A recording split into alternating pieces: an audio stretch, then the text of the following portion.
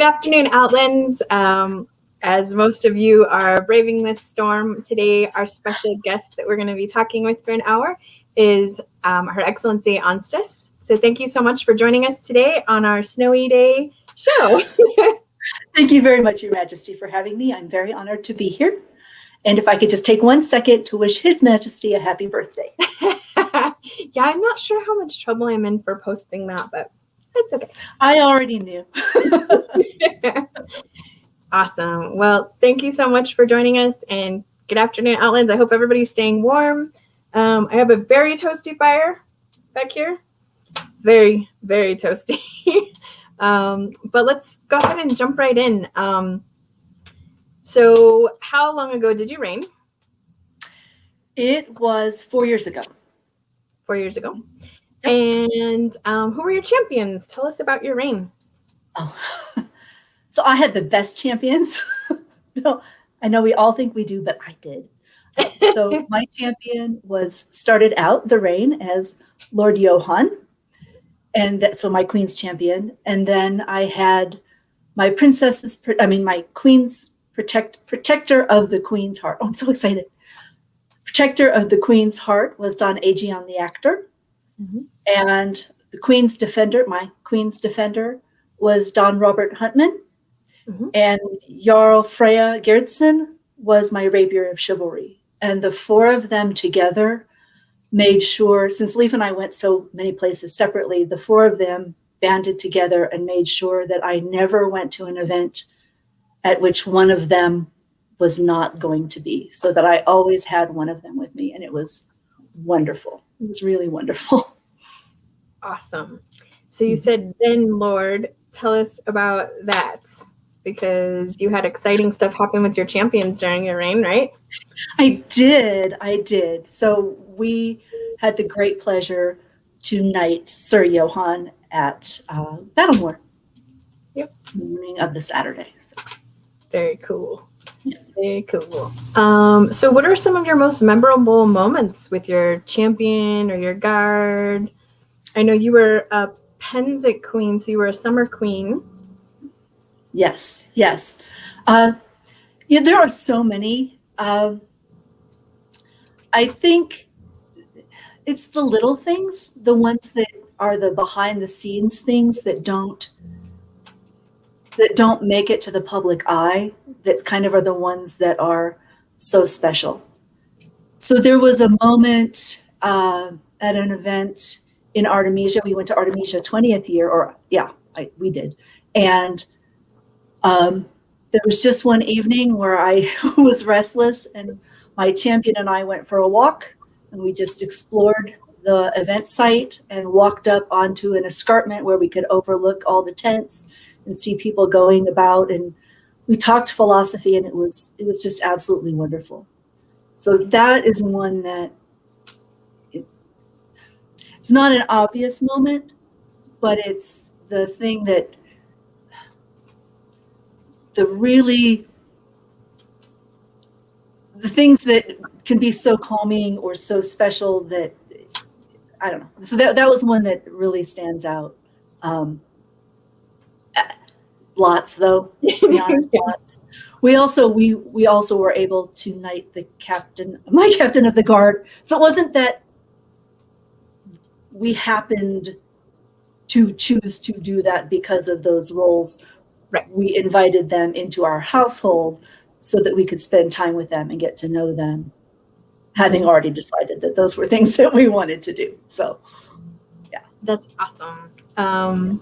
So you were a summer reign queen. I know you went to Lily's. I know you went to Pennsic. I know you went to Artemisia. Talk about some of the challenges going to foreign wars so far away from home. As queen of the Outlands, we talk all the time about Australia, but there are certainly challenges to going to summertime wars as an Outlands crown, right? Yes, unexpectedly. So yes, we did go to lots of those together. Mostly we traveled separately, so I would be there before he was, since he had things that he needed to do in town. If it was not for you, Pennsic would have been a very different experience. So thank you for that. Um, it really is different. And I suppose at some point you're going to ask me my advice for a future crown, but the trusting yourself and asking for what you need would be that piece of advice, for many reasons. And I found it fascinating to see, in the Outlands, right? We have our legends. We have the people that we think, oh, God, I want to be just like Kragon, right? I want to be just like so-and-so, or, this person for this reason and this person for that reason. So we have our gods and legends. Mm-hmm. So does everybody else. And they don't realize that their gods and legends aren't everybody's, right? And so very interesting to be, I don't want to tell tales, but there was very much you're just Queen of the Outlands. And there was a moment when we were all queuing up to go for the grand processional, right? And I'm a heraldry wonk. I love that stuff. And so we're queuing up for the grand processional and like, oh, you're at the back, you're at the back, you're at the back, you're at the back. It's a little, actually, we're number 12 and they're number 17. So I'm pretty sure they should be behind. It was just very funny that I kept being called, people kept thinking I was a baroness because of the crowns, and it's just very funny. It's like, yeah, okay,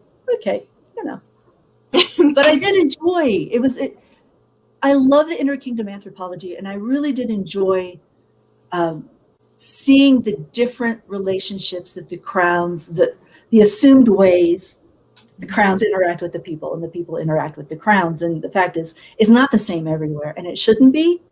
But the assumption is, oh, that's the way it is. That's the way it's supposed to be. That's right. So I loved that. I really did. Yeah. Going to foreign kingdoms is a humongous eye opener. I highly recommend anyone, if they have the opportunity to go anywhere, to take it, because it's so interesting. I was living in the mid-realm and I came out to the Outlands and saw a white scarf being made. I was lucky enough to attend a coronation where they were making a white scarf, and I was like, that is so weird and so cool. And I love every minute of it because I didn't live in a white scarf kingdom. So seeing those interesting differences is really, it's very eye-opening. So for sure. It's very cool. Yep. Very cool. Okay, so you were a peer before you were a queen. I was, yes. Were you a laurel or a pelican, or both? Both. I was both, yeah. Okay. And how do you think that being a peer in your own right maybe changed the way you did some things as queen? Or do you think it did or didn't? Well, I can't know because I didn't do it not as a peer. But I think, I'm not sure how to answer that question specifically. I would think it was my experiences,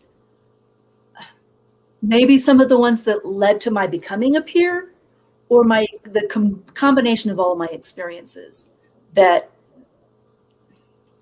helped. I mean, it certainly helped having run households, having run events, having served on retinues. I mean, I had spent a number of years as head of baronial households, and then as head of household for various crowns, with very different ideas of what that should be. So in a way that very much prepared us, but in other ways it was just not at all. Like you can't prepare for the parts you don't know about, and if you don't know the questions to ask. So I felt like I had a good grounding in the kinds of arts people were interested in, so I could talk to them about what they were passionate about. And that was sort of that's my geek, right? What's the thing that you are excited about? What's the thing that brings you joy? And so if I could talk to people about their thing, that's going to make us all happy.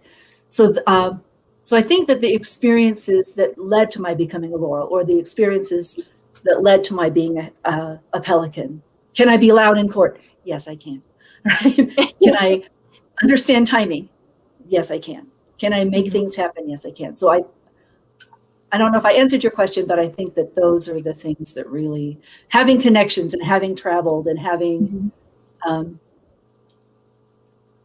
feeling like I understood what what motivated people and what would make them excited and what would make them feel valued. Mm-hmm. So yes, that's what I would say would be. So the thing that's weirdest for me is like when I sit in mod circle as a mod in my own right. So I'm curious, how is that for you? Like as a laurel and a pelican, like when you were sitting in those circles, what was that like for you? Well, it's an interesting thing because I think that Leaf received the advice, you are the king. Like you are the one who does all the talking and she's quiet. And so he made a point of saying, she is a member of this order. It makes sense that she takes a good part of our interaction. So we were very much partners in that sort of way, that he would take the lead in the chivalry circles, and maybe I would take the lead more in the laurel and the pelican circles, and we would both hope that the masters of defense would humor us, So, but I think that's maybe it's that way for other people. I just really don't know. But that's how we sort of managed it, is that, Cool. Awesome.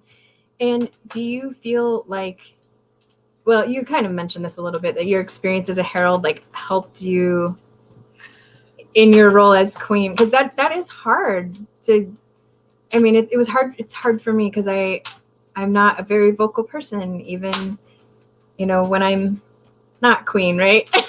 So that's been one of the hardest parts, is people like, nobody can hear you. And I'm like, okay. And I think you find your voice as you go on, but you kind of right. had a leg up already, knowing that was not something you would struggle with. Right. Yes, I think so. It's a funny thing, because prior to becoming crowned, I could memorize anything. Right. And so then there we were in the middle of our coronation, and people were swearing fealty, and it was so real that I knew I wanted to respond from the heart, but I knew there were words I was supposed to say. So yes, I knew the pacing of ceremonies, and I knew the pacing of I know all the scroll texts and those sorts of things. But I think the number one thing that being a herald really informed, the one way in which being a herald really informed what we did, was we valued people's time. Yeah. And so if we tried to give due weight to the things that were the money shots, right? Like people are there for those moments, but we didn't want to waste their time. So we tried to make things start on time, and we tried to keep things moving, but inject some humor when things didn't go well. And I think that the not being nervous, and the just things don't always go perfectly, and as long as this small set of words are not spoken by us, we're doing all right, So yeah. The being loud, yes. Keeping timing, yes. Knowing the pacing, yes. But I think understanding that for each minute, if you have 300 people there, if you waste their time for 1 minute, that's actually 5 man-hours of time you've wasted. So yeah. I think that's the thing about court that I struggle with, is like, I completely get that we're the entertainment, right? And so not always having that outgoing personality or being a little more reserved, that's, like you said, that's really been the hardest learning curve for me. So I think that's pretty cool that coming into that with that little, bonus. So what was the moment that you felt like a queen? The oaths of fealty. At the oaths of fealty, and looking at people's faces and seeing that when I swear my oaths, it's very real. And to look into the faces of people that were swearing to us, I'm going to get look at me getting all verklempt. But it was so real, and it meant something. It was real. That was the moment that I thought, okay, they believe They believe. They believe in us and they believe in what we're doing. I am their queen. That was the moment. Princess, however, so I have a funny story, if you will indulge me. Please. There was a moment as crown princess when my crown prince did something and I thought, oh no, someone's got to tell him. Oh no, that someone's me. And then I went, oh no, that someone's me. Oh no. So I sent him an email and he immediately called me and then he hopped in his car and drove to where I live way faster than he should have. And we sat and talked for a long, long time. And I think that was for him the first moment. I mean, I don't know. He's not here to defend himself, but I think that for him, that was the first moment when he realized that it was, he knew it was a big deal, but that it was a big deal, that it was different than the experiences he'd had in other clubs, in other games, in other, and I remember he said to me that he felt like he had been raised as an infidel and now he had to convert to the one true faith. So he had to learn all the ins and outs of how the SCA did it and what really mattered, like what really mattered to the people and how can you be a good crown? Like what is that at its heart? So yeah. Cool. Yeah, he was such a genuine, larger than life. For sure. He made it full of joy. And he was very joyful and he wanted to do a good job, which I think takes you pretty far. Yeah. I mean, honestly, like he always looked like I don't know. He made it look easy, I thought. You guys made it look easy. Thank you. Thank you. So let's talk a little bit about your role as a Lady of the Rose. So I love Ladies of the Rose. I think that they play such a humongous part in the kingdom. And what do you like? Let's talk a little bit about what you think the role of Ladies of the Rose and what you'd like to see and what are your thoughts? That's a really good question. And I knew you were going to ask it. I think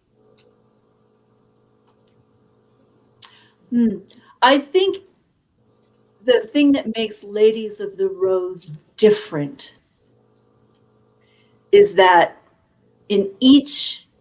for each and every one, it's a very different experience, but at the heart, queens are the nurturers and the protectors of the joy of the kingdom.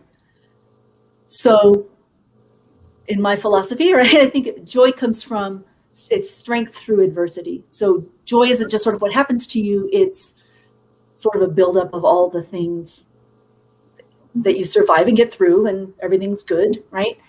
So I think that is what Ladies of the Rose do, is we try to make the crown look good, but I think everybody tries, everybody who's an officer, everybody who's on court, all of that. But I think the Ladies of the Rose smooth things and make them look gentle and make them look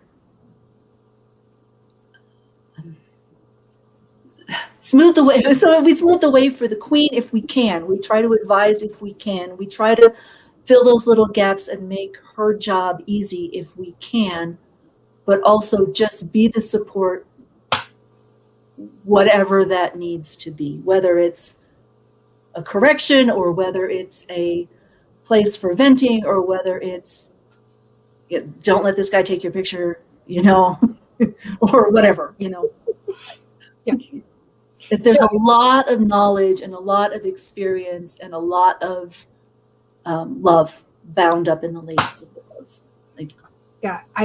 So several years ago when I was doing battlefield coordination and tourney coordination, I wanted to do a big newcomer day where we had both heavy and rapier on the same day. And I was like, I have this idea and I want to make it great. And the Ladies of the Rose just knocked it out of the park, stepped up to the plate. They organized the big newcomer. Do you remember that? It was during Bela's last reign.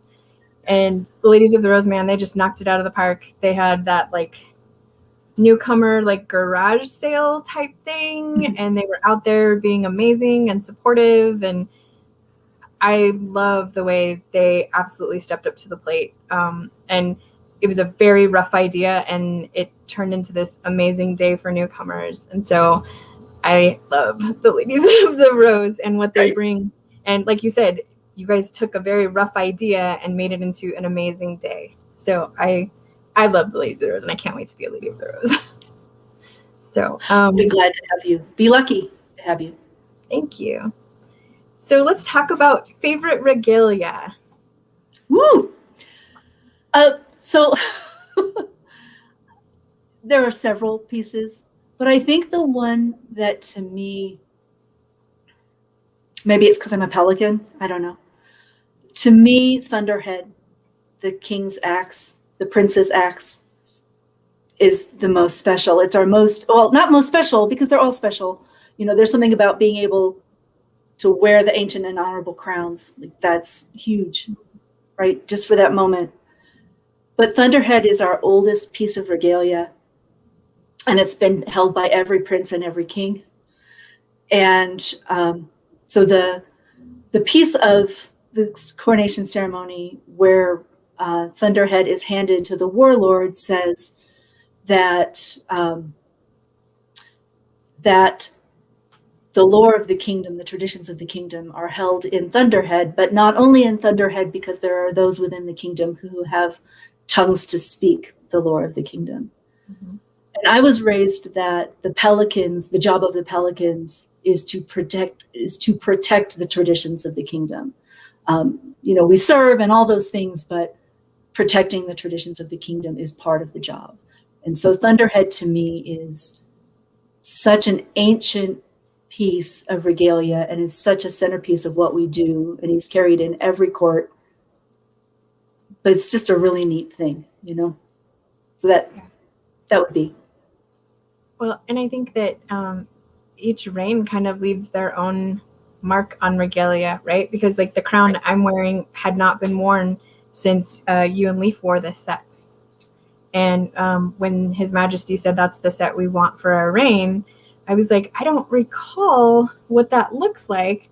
And he said, you know, Leaf and Ansteys wore those during their reign. And it's like, oh, the Leaf and Ansteys crowns is what, you know, that's what I associated with. So I associate you guys with these crowns.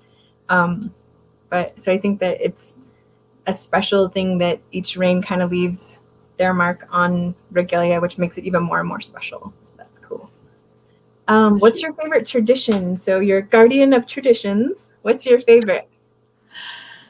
Ooh, I think that probably people have talked about the dirt, right? And so I love that one. I love the whole way our coronation ceremony unfolds. So it starts, if you've attended coronation, you know, it starts with everybody's up front, and then they slowly peel away the attendants and this attendant, and then the barons and baronesses, and finally it's just the king and the herald. That's all. That's all who's there. And then they add back in, right? The princess comes in, and the, you know, and then they add back up until there's this whole full court again. So that sort of symmetry and the unfolding, and in the center moment of that, the very center, it's the king and it's the herald. The king takes off the crown, right? The crown prince comes in, right? The king takes off the crown, and everybody takes off their coronets. Mm-hmm. And I'm sure that that's been talked about, but what's so cool about that is that dates back to medieval English coronation ceremonies. So it's truly an ancient tradition that we keep alive. It's just a very cool thing. So that little moment, and I was so excited when I was made a baroness at the court, because then I could participate in that moment that I had seen for so many years. So that for me is, you know, there are lots of really neat things, but that one is just one of those breathtaking, and if you know, you know. You know, and if you don't, you miss it. So that's it. Cool. Very, very cool. When you were queen, were there things that you wanted to focus on either changing or making into a tradition, or I don't want to say an agenda because that just gives like such an impression, but was there anything that you were like, I feel like I want to impact that for the better of our kingdom while I'm queen? Yes. Hadn't really thought about it in that way, but yes. So I will just say, first off, that we thought we would have another chance. So the one thing that I made a conscious choice about was that I wouldn't ask for anything. So I think that was a mistake, by the way, but that was I would not ask for anything. And so if people came to me and said, I really would like to do this thing, and there were a couple people, right? I asked my champion, I asked, the head of household, that kind of thing. But in terms of people offering to make things, or I did not want to ask. I only wanted people to offer and be able to do things that would bring them joy. So that was one thing. And then the other was that I felt like, I had been on lots of retinues and I love that job so much, but somebody gave me a chance when I'd never done it. And I feel like what happens is the same people get asked over and over and over, or they start to just assume that they're going to do it. And what happens is then they just keep doing the job the same way, right? Even if that's not what the crown wants, or even if, and it's good and it works. Nothing wrong with that. But what we chose to do was we had a few people who had that job, a particular job before, but pretty much, unless somebody specifically asked and said, I want to be a Queen's Guard, we asked all people who hadn't done it before. So we had ladies in waiting who hadn't done it. We had guards who hadn't done it. And then we had a whole coterie of heralds who'd never done it before. So we had sort of a whole school of heralds who got a chance to read scrolls or do a smaller court, or so that was really neat to be able to incorporate people that might not have had a chance or have known that they could ask or things like that. So that was one of the things that we did, was try to give jobs, important jobs, fun jobs to people who might not know that those jobs were open to them. Yeah, that's another one of those interkingdom anthropology things, right? So where I came from, there is no royal household. So they have like two main like retainers, but then when you go to an event, that event provides you with your retinue. So lots of people get to try doing jobs without really committing to like a full reign. And so that was something that was very different for me that I had not experienced before. But the Outlands does it so differently than what I was used to. So that's cool. That's really cool. I like that. Talk to me about some of the piers you made. We talked a little bit about some of the knights that you made. Well, we did. We talked about some of them. So we knighted Johann and Alexander, and then Decimus and Stavros were our four knights that we knighted. And because I'm a ceremony wonk and like symmetry and all that, we timed it so that we would be offering. Leaf went to Outlandish and I was up north, so that we would be making those offers at the exact same time. So we planned where they would be in court so that we would be making those offers. So that was kind of fun. And then we elevated a cenith to the laurel, and we offered to Donovan, and then our successors, Jax and Anna, went ahead and elevated him at Estrella, which was right and good. And then we actually did have some other people. You talked about your agendas, but when we went in, once we won and we sat in circles and all those things, we had some people that we really wanted to elevate in the other orders. And we felt that for one reason or another, we couldn't. And so we chose, like, oh, this person should be the next Master of Defense. This person should be the next pelican, and this person should be the pelican after, right? And for one reason or another, we felt that that was not appropriate for us to do. And so we chose not to elevate anybody in those orders because there were people that we felt deserved it next. But we thought we knew that they would get it, and we thought we'd have another chance some other time. So yeah. So we talked a little bit about what advice would you give an incoming crown. Do you want to expand on that a little bit? Yeah, sure. Thank you.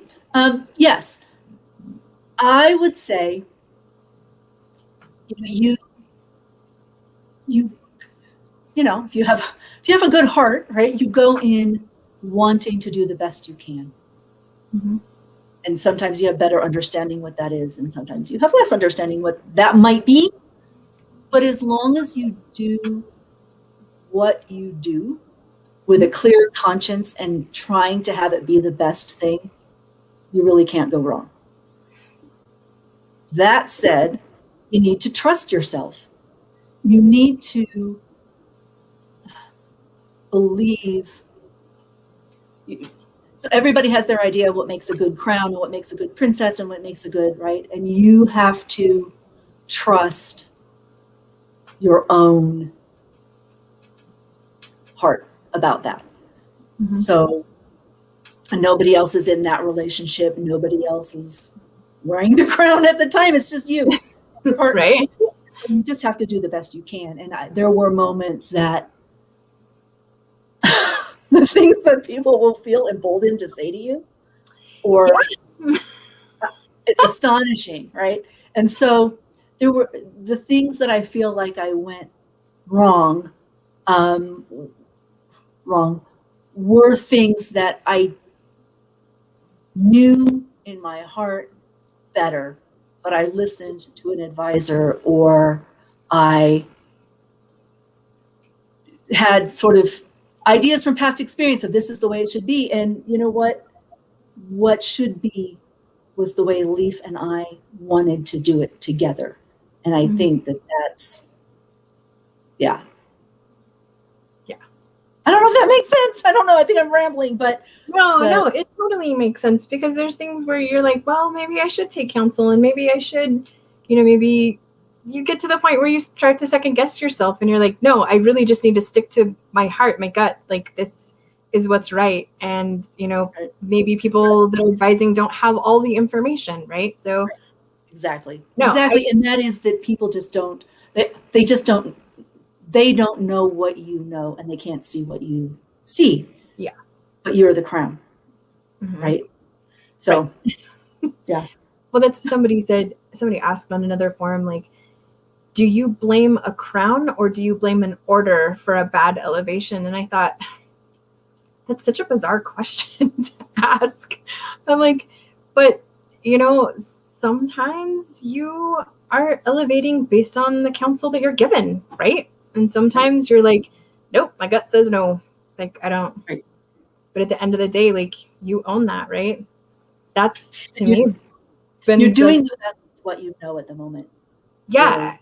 And if you don't have firsthand knowledge, sometimes you do have to rely on the counsel of others, or make the decision to wait until you have more information. Right. And I think that's okay too.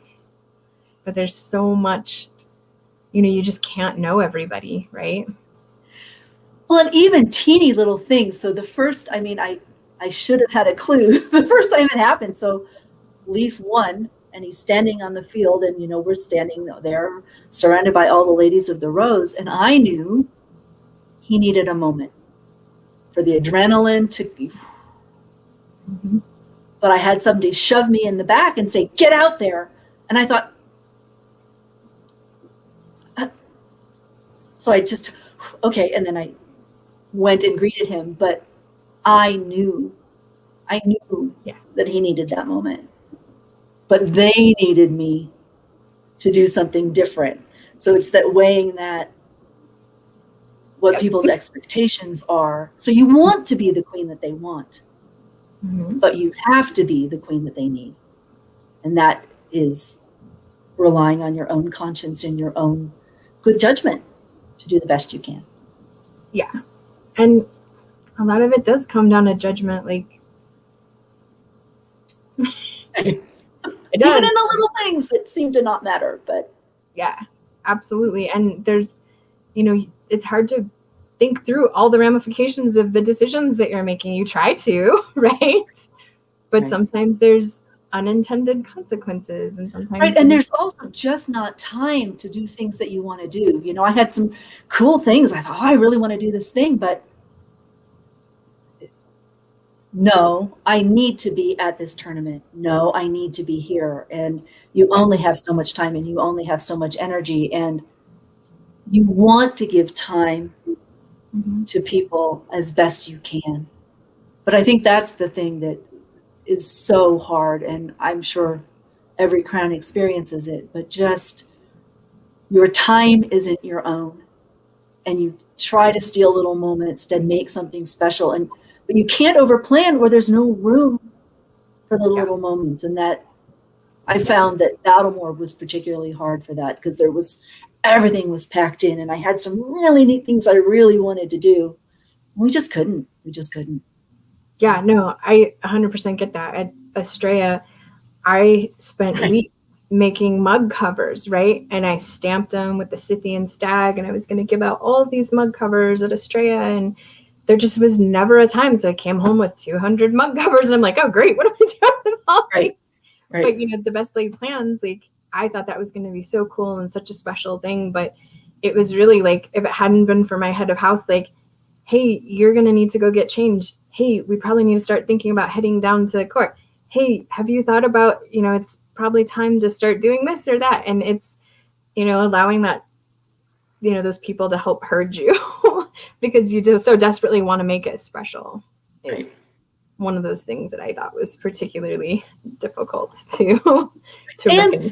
So I'm so jealous of you with your virtual Queen's Prize, because I was, I had a Queen's Prize. I was so excited, to geek out with my artisans, right? And you just don't have time. So I had so many entries. I knew I had, I think this 4 minutes and 53 seconds with each one is what I could spend. And so and then time to transition. So if I overspent that time, I'm taking away from the next artisan. And yet, this is so cool. I just want to, let's just sit down and talk about this thing. It's so cool. But you just can't. And I wonder, do they then feel shortchanged? Or is my excitement enough? And I hope that we'll have the chance later to talk about it. I don't know, but it was a constant struggle. There just wasn't enough time. There just wasn't enough time. Yeah, honestly, even the virtual stuff, I think the first Queen's Prize we did, I think I was on the phone for like 7 straight hours with people. And that was 100% me taking all the time. I felt like I had all the time in the world. And then I was like, wow, I've been on the phone for 7 hours. Oh my gosh. But I really wanted to give them that time to be excited. And I think I don't know, in hindsight, it was like, whoa, that's a lot to be on the phone. But I mean, our kingdom is just amazing. Extraordinary. Our kingdom's extraordinary. Yeah, it really is. And the abilities that people have, and the passion they have, and the wonkitude, like they just get right in there, and it's extraordinary. People are so generous. And when you look at our kingdom, we have such a distance that we have to travel. And comparatively to many other kingdoms, we're a comparatively poor kingdom in terms of just income. And people are so generous with their time, with their effort, with their energy, with their knees, like they standing around on cement floors, and it's extraordinary. It's extraordinary. Yeah. It really is such an amazing honor to serve such an amazing kingdom. So when you were crown princess, let's dial back a little bit. When you were crown princess, did you have the opportunity to go to many events? Because I know our time as crown prince and princess is so brief. depending on the season. And I'm curious if you had a different experience given that you had a summer reign. I don't know, because I haven't had anybody else's experience. So I took off one weekend. Okay, first of all, I'll say, so since Leaf and I were politically allied partners, we didn't live in the same house, we had different responsibilities, we very much split up and went different places. And that was mostly great, right? I mean, we came together for some events, but mostly we were going different places. He stayed close, I went far. That was sort of how we divided it up. Mm-hmm. But I think I took off one weekend when I was crown princess to help my parents pack up their house and move. And I took off 2 weekends as crown. One when an event was canceled and it was my birthday, and one for my aunt's funeral. And I think that was it. I think that I was at an event every single other weekend the entire time. So I don't know if that's the same. It's not at all. So as crown princess, there were really only, I want to say maybe 3 or 4 events that we could even go to in the fall. I went to a newcomer up in Unserhofen. I went to, what else did I went to an ANS thing as crown princess, but there just wasn't a ton to really go to. And there was it wasn't a small event. There was an event out in Drakamore, but I was already signed up to do a glass blowing thing with some of our local artisans, and I didn't want to cancel that those plans that had been made so far in advance to go do princess stuff. So well, see, that was, I think for me, so Leaf and I originally went in thinking, when we first discussed, so he had fought for me once before, and then I'd had a different champion in between.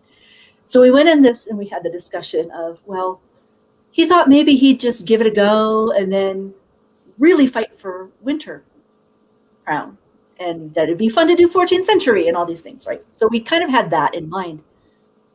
And about a week before crown tournament, I think about a week, maybe 10 days, I took him to the airport for something.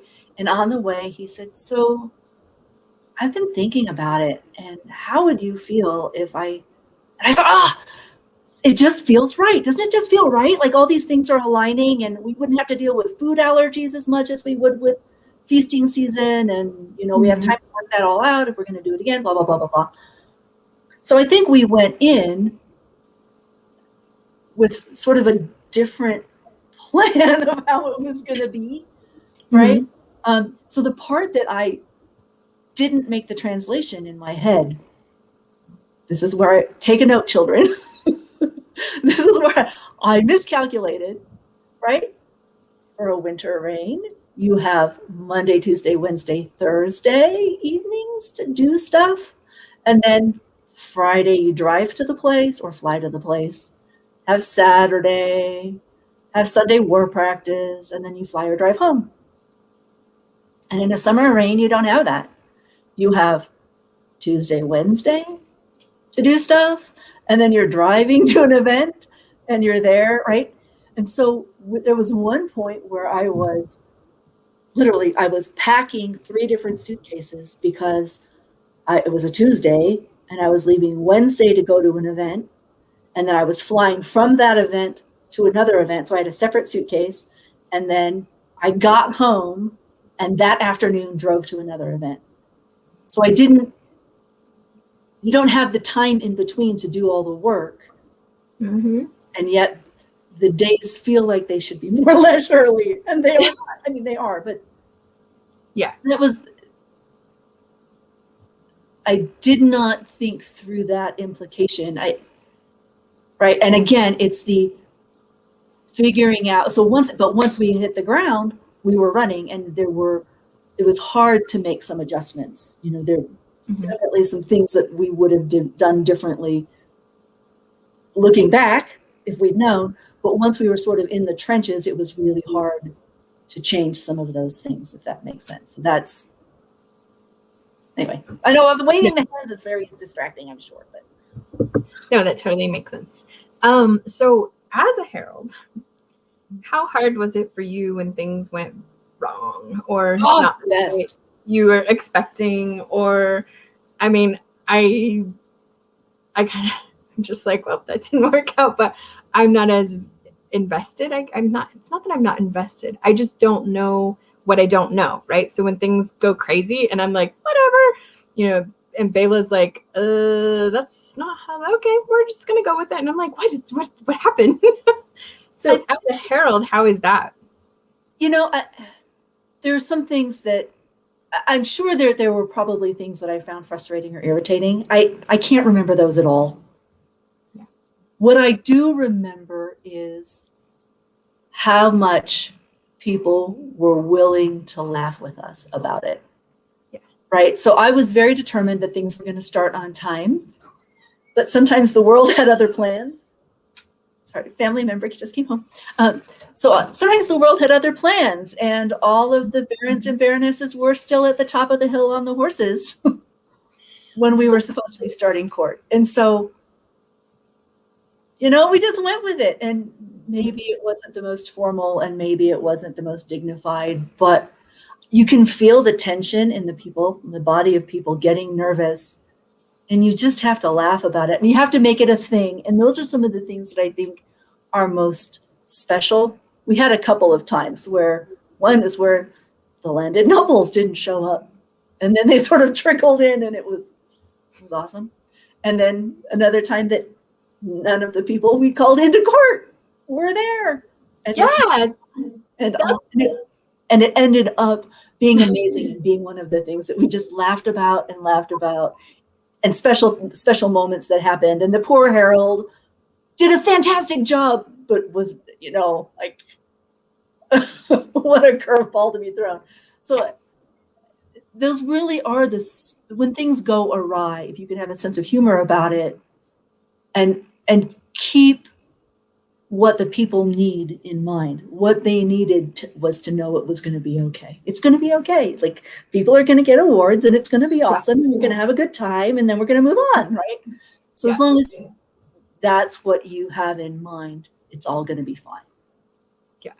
That's at our coronation, we had all of these awards to give, and there was almost nobody that we had plans to give.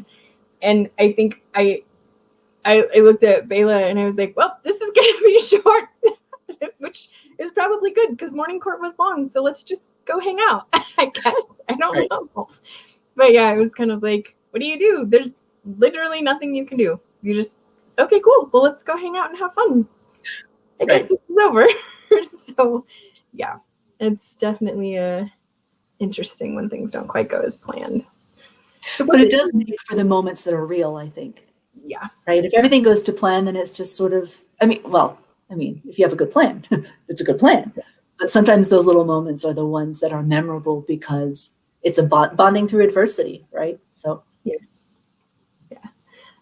So tell us about some of your best Battlemore memories. So you were a Battlemore queen, and that was when Battlemore was over Labor Day weekend, right? Yes. Mm-hmm. So I will confess, I don't have a lot of Battlemore memories, straight up. So at the time that we were crowned, I was healing from a broken arm that was not healing properly. Mm-hmm. And then I jacked my back and my hip at Penzic. And so I was in a lot of pain a lot of the time. So there are a lot of moments that were wonderful, but they were the little things. And I felt at Battlemore particularly, I was so busy. And I so wanted to give so much attention to all the things. Windhover Bard is so important. And I felt like I rushed to get there. And then I had to rush off and go do something else. And I wanted to linger. I tried to give it the due amount of time and the due attention in the moment. And I think I did. but I couldn't stay and linger and have those conversations and toast someone. And, you know, and that really is what I remember the most about Battlemore. I mean, there were some horrible things that happened. There were some joyful things that happened. And, you know, the elevations, I think, were wonderful. And they were each special in their own way. And I love that they all took the ceremony part, the ceremonial essence to heart, that it was important and gave it dignity and gravity. Put a special spin on it. That was important to me as a ceremony sort of person. But really, it was just so busy. It was so busy. And I think that's the one event that I have regrets about, that I just couldn't do the Henry V thing of cloaking myself and going and quietly entertaining in people's camps, which I thought would be a really neat thing. Or I couldn't gather the ladies of the Rose and go and take cookies to every encampment, which I thought would be a cool thing. There were just things that we just couldn't do. And even the little moments, I just couldn't do. So we were invited to some dinners at some encampments, and that was fantastic. And little moments with members of the household. But I just, Battlemore's kind of a blur. It was super duper duper busy, and I was super duper tired. So yeah. Not pretty answer, but it's true. No, so being crowned's not always pretty. It's not. I wish I could say that it is, but sometimes it's very busy and it's hard to prioritize how your time's going to go. And you just want to make people feel seen and heard and special. And so, yeah. And because you love them, you genuinely love them, and anyway, you know all those things. You want to show them the love. You want to reciprocate the love that they have shown for you and for the kingdom. Absolutely. I think is the best way to describe that I could think of, is you want to be able to reciprocate all of the love that they've given you. Cool. So did you ride a horse at Battlemore? Did you do like the horse professional? I did not. So I rode in a carriage. They brought a carriage in especially for me. Cool. Yeah. I could ride into court on a carriage. So I used to be a horseback rider. I don't know if you know that. I used to ride dressage. And so I was really excited about that possibility. Right. Yeah. Long time ago. Long time ago. But that was one of the things about having broken my arm. Was that I couldn't hold the bow. I really wanted to go out and shoot. I really wanted to maybe not take the field as a rapier fighter, but to be able to go and practice and authorize so that I would really understand. So I've had a long standing love for the rapier community since it first, left the parking lot in the Outlands. And so those were things I really wanted to do, and I couldn't. And that was one of the things that we really had hoped to be able to do next time. Because I physically, I could not. I couldn't. I could barely hold my book or my cup sometimes. So, yeah. Yeah, that was when I was like, oh man, I'm going to be queen at Gulf Wars. Like, I need to practice riding horses because I'm not a rider at all. One of my friends said, you can't just mom voice a horse. And I was like, yes, I can. She's like, no, you cannot, not even a little bit.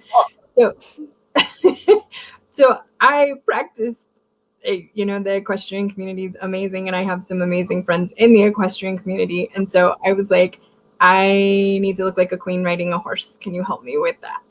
So I was very lucky. And then I didn't end up riding because no Gulf Wars. well, this thing called the Coroni came. Oh, got it. So, It didn't happen. It's not just that you couldn't write in the moment. Got it. yeah, Sorry. we no, that's right. Gulf Wars got canceled right, like hours before we canceled Crown Tourney. We got the word that Gulf Wars had been canceled, so it's like, well, maybe some other time I'll ride as a queen, but not today. So but meeting all those equestrians, and they're just very cool people. The passion that they have for their animals is amazing. And so generous. I mean, I think they reached out to us that weekend, the weekend that Leaf won. You know, do you want to ride? Do you want to come to practice? Do you want to? Yeah, it's really great. Yeah. So what were some of those other like really surprising moments, like from when you won to all through your reign? Like you pointed that out, like that they reached out to you. Yeah. Wow. So many. I'm trying to think. So it's odd little things are things that I think of. Having somebody in the car when I rode over, like I heard about it, but I'd never ridden over the part. And I lived in Albuquerque for years and years. That's where I started, was in Alberon. But driving on the highway, the little roadway, where if you drive at the right speed, it plays a song. And that I experienced that for the first time, you know. So those little, and having that moment of like, is that? Oh, it is. How neat is that? Those things, right? I laughed so hard at Alberon Champions. They had a Welsh spelling contest. Oh my God.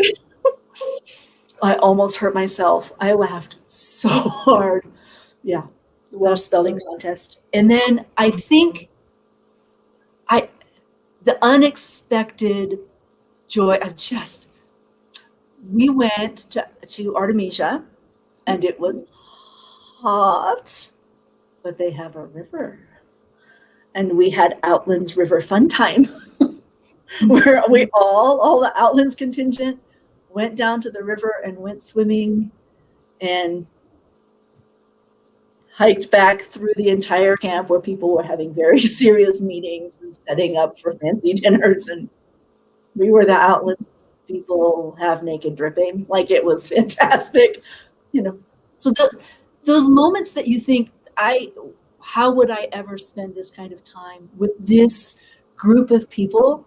But now they're good people, right? So that's awesome. Outlands River, it's a thing. It's an important thing. I'm just saying. So I have one last question that I want to close with, which is kind of a loaded one. All right. Do you think you would ever want to be queen again?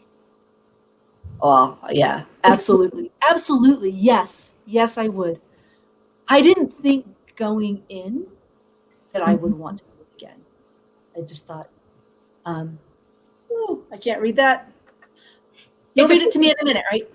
It's just my glasses. It was the question I just asked. Is what came up. Yes, I would. I feel like I learned so much.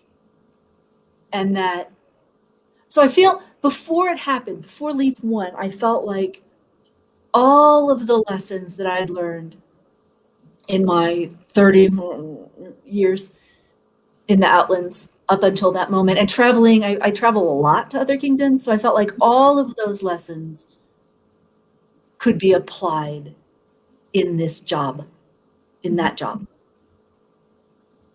And I feel like I learned so much doing that job that I'd like to do it again to see if I can do better. Not for me, but because I just think it's such it's an important job. And this kingdom has been really good to me. It's been an important part of my life since I was in graduate school, right? Like 21. I think I attended my first event when I was 20. 21. So yeah. And it's like it's a unique way to be able to give back all that love and all that attention and all that learning and all of that growth and all of that philosophy, the car rides of how can we be better? Mm-hmm. How can we be better as people? How can we be better as peers? How can we be better as, new people trying to figure out what medieval means and why does it matter and why people are even doing that. So yeah, I think I'd like to do it again. And I think obviously it would be a very, very different experience, but the love is the same. So, yeah, squishy, but I love this kingdom. I love this kingdom so much, and it's so unique and so special. And yeah. So yes, please. Someday. Awesome. Well, thank you so much for spending the last hour with me and talking and visiting. It's good to see you. It's super Great to good to see see you. Thank you. But thank you so much for your time, your service to the Outlands. Like I said, you guys made it easy and fun. So you guys were definitely very inspirational for future crowns. So thank you so much. And with that, we're going to say, everybody stay warm. I'm not sure if it's still snowing. I think, oh yeah, it is. Oh yeah. Yeah. So stay warm. I hope everybody's power stays on. Hope you got food prepped. And until next time, we will say goodbye. Bye. Bye-bye.